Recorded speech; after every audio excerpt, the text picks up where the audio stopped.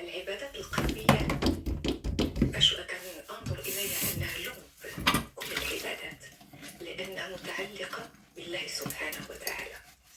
العبادات القلبية هي التي تجعل من العبادات الشعائرية وتحقق لنا العبادات التعاملية بصورتها الحقيقية المطلوبة في المنهج الإسلامي. سبحان الله، معناها أنه بدون عبادات قلبية ربما الإنسان لا يشعر بالتلذذ في الدين وبالحب الذي يمكن أن يشاركه مع الناس، مع الخالق عز وجل، مع نفسه كذلك. يعني حتى نسمى عبادات قلبية تحوم حول القلب، يعني المشاعر والأحاسيس.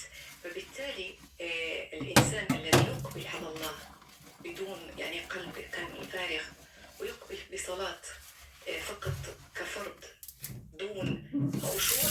هناك فرق، من يصلي فرضا يصلي بالفرض ولكن خاشع مقبل على الله بقلبه بالمحبة بالاستمتاع. يحتاج إلى أن يحرك القلوب لما خلقت لها. خلقت القلوب لتحب الله، لتعرف الله، لتأنس بالله. فبالتالي تجمع هذه العبادات أخلاق عديدة، منها الصدق، منها الإخلاص، ومنها صدق التوكل على الله، ومنها حسن الظن بالله واليقين.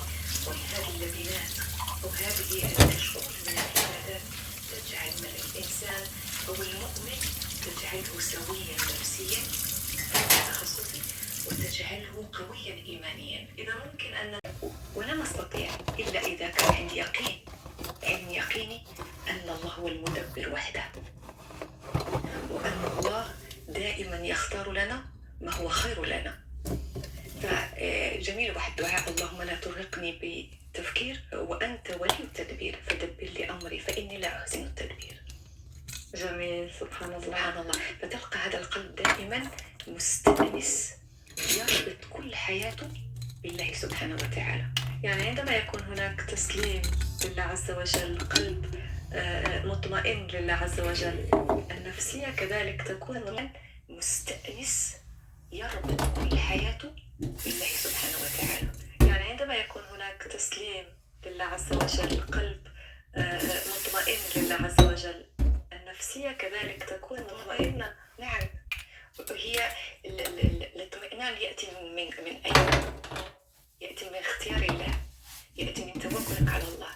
ولكن يعني الوصول إلى هذا الاطمئنان أو هذا التوكل يحتاج إلى أن نفتح القرآن ونعرف الله، لأن الله سبحانه وتعالى خلقنا وخلق الحياة لنا طيبة، يريدون بنا خيرا.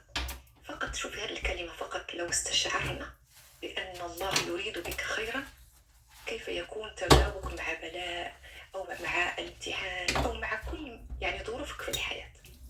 لكن مع الأسف أستاذة وداد، أحيانا لا ندرك أن حياتنا، مشاكلنا هي تافهة مقارنة مع عظمة الخالق، مقارنة مع قدرة الله عز وجل. أحيانا نعجز أن تحصل لنا بعض الأمور فقط لأن عقلنا لا يستوعب أنها قد تتحقق. يعني أمانينا، دعائنا، أحلامنا كذلك. فلننتقي لما نظن بالله عز وجل أن يجعلنا نحقق كل هذا يعني في قلوبنا قبل أن يحصل في الواقع.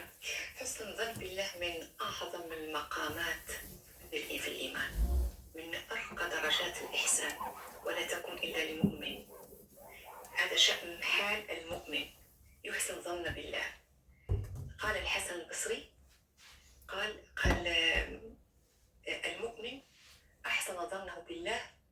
البصري قال المؤمن أحسن ظنه بالله فأحسن العمل، والفاجر أساء ظنه بالله فأساء العمل. من يظن أنه يسيء العمل ثم يحسن ظن بالله فهذا اختيار.